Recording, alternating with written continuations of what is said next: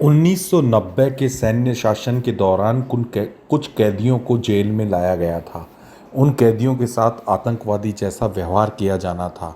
वहाँ पर जनरल को दिखाया जाता है जिसका नाम एंड्रू होता है। वह सभी कैदियों को चेतावनी देने के लिए तैयार रहता है। और एक इंस्पेक्टर होता है जिसका नाम ब्रिलियो होता है। वह कैदियों को आने वाली ज़िंदगी बताने वाला है। और सभी कैदी जल्दबाजी में अपना सामान लेकर जेल के अंदर की तरफ जा रहे होते हैं। उनमें एक कैदी लियोन होता है और उसके साथी भी उसके साथ होते हैं। वह लियोन ही इन सभी कैदियों का लीडर होता है जो जेल की तरफ जा रहा होता है। वे अपने सामान के साथ सेल नंबर 50 में जा रहे होते हैं और इनका प्लान यहीं से आज से ही भागने का बनाना था। इसके बाद वे सेल नंबर 50 में पहुंचते हैं, लेकिन 50 नंबर उनको नहीं मिल पाता। उनको सेल नंबर 51 मिलता है और वहाँ पर लियोन, जो कि गुट का लीडर है, राफेल और जर्मन तीनों आपस में बैठकर जेल में भागने की योजना की सलाह बनाते हैं और तीनों ही इस बात के लिए काफ़ी एक्साइटेड होते हैं। एक अन्य कैदी राफेल से इस गुट में शामिल होने की रिक्वेस्ट करता है, जिसे कि राफेल स्वीकार कर लेता है। इसके बाद तीनों अपने प्लान में जुट जाते हैं और वह जगह देखते हैं जहां से कि सुरंग बनाई जा सके। इसके बाद लियोन उनको बताता है कि यहाँ पर हमें एक ब्लॉक बनाना होगा जहाँ से कि रास्ता उस नदी के पास जाए जहाँ पर सुरंग निकलेगी। और ध्यान भटकाने के लिए एक म्यूज़िक वाला कैदी होता है जो मनोरंजन करके सभी जेल गार्ड्स का ध्यान भटकाता है और लियोन को एक स्क्रू ड्राइवर दे देता है, जिसे धीरे धीरे वह छत को खोदने लगता है और एक चौकोर टाइप का ब्लॉक खोद लेता है। जैसे ही वह ब्लॉक खोदता है तो सारे ब्लॉक की मिट्टी नीचे आ जाती है। इस दौरान म्यूज़िक वाला कैदी म्यूज़िक बजाना शुरू कर देता है ताकि जेल के अन्य लोगों का ध्यान बटाया जा सके। ये सभी एक मिट्टी का ब्लॉक बनाते हैं और उस ब्लॉक को एक तस्वीर से ढक देते हैं। उसके बाद एक गार्ड आता है और वह तस्वीर को हटाने की कोशिश करता है, लेकिन तभी वह लड़की की तस्वीर देखकर उसको इग्नोर कर देता है। अब जेल में 34वां दिन होता है और सभी कैदियों के घर वाले वहाँ पर मिलने आते हैं। राफेल अपनी पत्नी से मिलता है और वह कहता है कि तुम अपने बच्चे को साथ नहीं लेकर आई हो।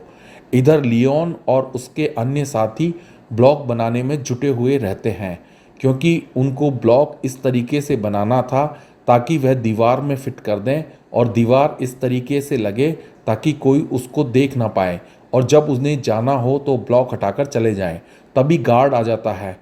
गार्ड को देखकर सभी चौकन्ने हो जाते हैं और अपना काम इस तरीके से करते हैं कि जैसे कि वह कोई सुरंग खोद नहीं रहे हैं। इसके बाद लियोन बड़ी ही चतुराई से अपने आर्किटेक्ट वाले दिमाग से उस ब्लॉक को दीवार में इस तरीके से फिट कर देता है ताकि वह दीवार में छेद ना लगे और ब्लॉक्स की सारी मिट्टी ऊपर सेल की छत पर एडजस्ट कर देते हैं।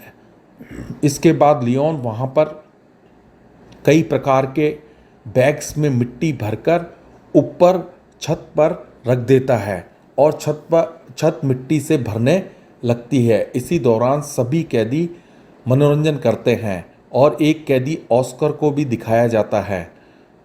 अब जेल में 77वां दिन होता है और उनकी सुरंग का काम तेजी से आगे बढ़ रहा होता है।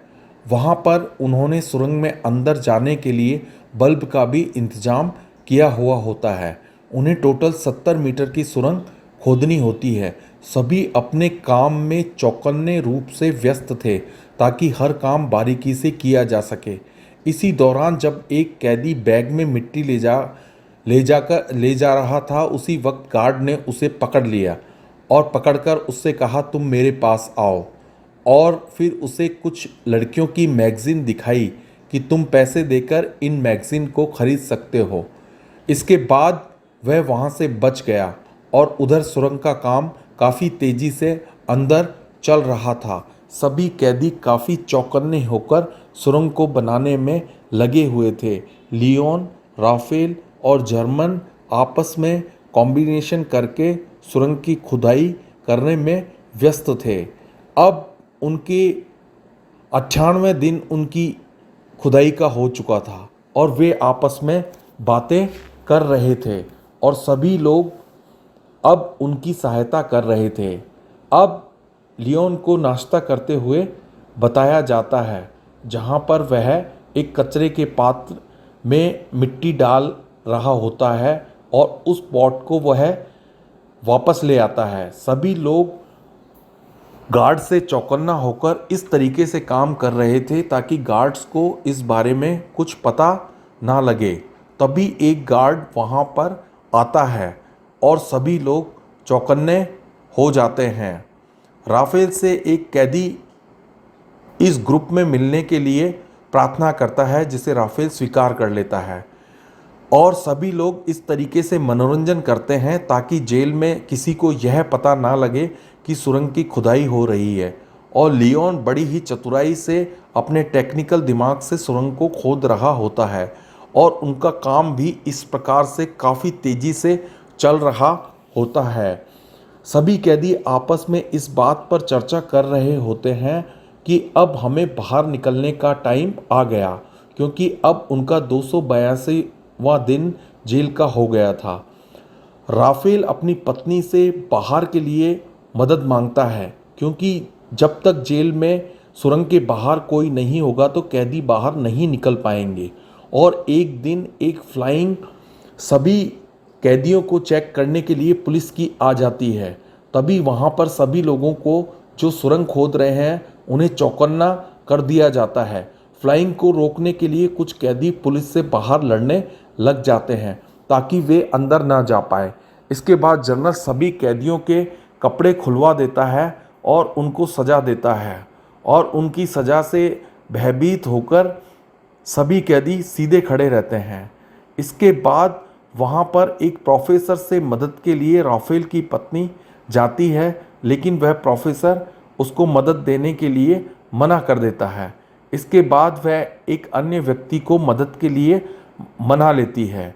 अब जेल में 382वां दिन था। एक कैदी जेल में सुरंग खोदते खोदते बेहोश हो गया था, लेकिन उसकी किस्मत अच्छी थी कि उसे टाइम पर बाहर निकाल लिया गया।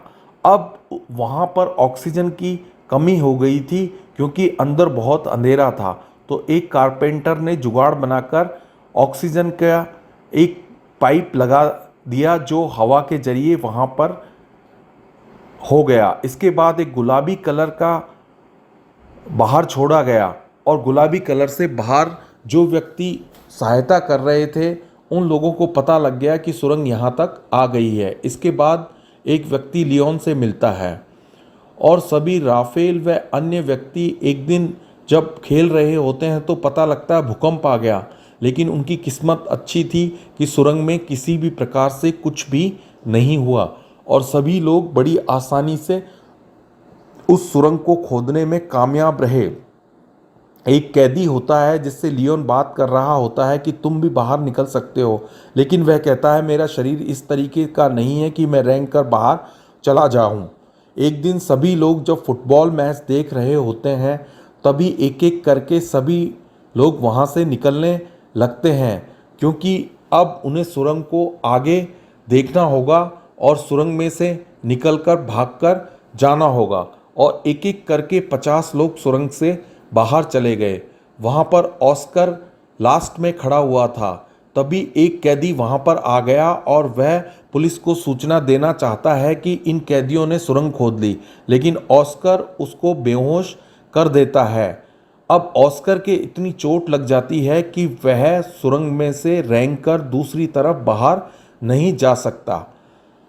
अब सभी 50 कैदी वहाँ बाहर आ चुके होते हैं। उनकी सहायता के लिए वहाँ पर रात को नदी के किनारे एक बस का इंतजाम किया जाता है और एक एक करके सभी कैदी वहाँ बस में बैठ जाते हैं। इधर पुलिस को पता लगता है कि सभी कैदी भाग गए हैं।